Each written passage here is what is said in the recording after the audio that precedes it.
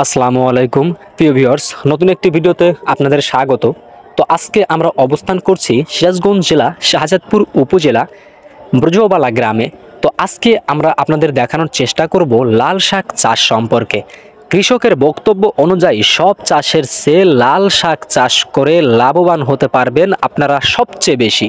হ্যাঁ, মাত্র 500 টাকা খরচ করে 30,000 টাকার স্বপ্ন নিয়ে তিনি চাষ করেছিল এই লাল শাক। হ্যাঁ, 500 টাকা দিয়ে যখন সব কিছু কাজ শেষে যখন প্রথমবার লাল শাক তোলা শুরু করে, বাজারজাত করা শুরু করে, তখন তিনি বুঝতে পারেন যে হ্যাঁ, পরবর্তীতে আমি যদি বড় পরিসরে এই লাল শাক চাষ করি তাহলে আমি লক্ষ টাকা পর্যন্ত ইনকাম করতে পারবো বা লাভ হবে আমি আশা করি।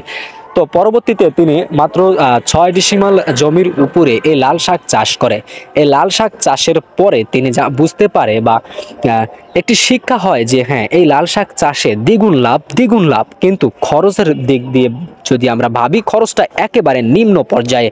তো যদি আপনারা কেউ এই লাল শাক চাষে উৎসাহী হয়ে থাকেন বা আগ্রহী হয়ে থাকেন, অবশ্যই আপনারা এই লাল শাক চাষ করবেন। কারণ আপনারা যদি এই লাল শাক চাষ করেন সেক্ষেত্রে আপনাদের একেবারে কম বাজেটের মধ্যে কিন্তু আপনার এই লাল শাকটা আপনি চাষ করতে পারবেন। কিন্তু যখন আপনি বাজারজাত করবেন তখন বুঝতে পারবেন যে আসলে এই লাল শাক চাষের লাভটা আসলে দ্বিগুণ, মানে সব সবজির চেয়ে এই লাল শাক চাষে কিন্তু আপনি এই রবি মৌসুমে লাভটা একটু বেশি করতে পারবেন। আপনি 50 থেকে 100 টাকার যদি বীজ ক্রয় করেন, তারপরে যদি 2 থেকে 3 ডিসিমাল বা 5 ডিসিমাল জমির উপরে ছিটিয়ে দেন, সেক্ষেত্রে আপনার কোনো সার বা কোনো জৈব সার কিচ্ছু আপনাকে প্রয়োগ করতে হবে না। জাস্ট আপনি একটু বড় হলে একটু পানি দিয়ে দিলেই চলবে। আর যদি আপনি চান 2-1 কেজি সার আপনি দিয়ে দিতে পারেন, সেক্ষেত্রে আপনার শাকটা আরও ভালো হবে।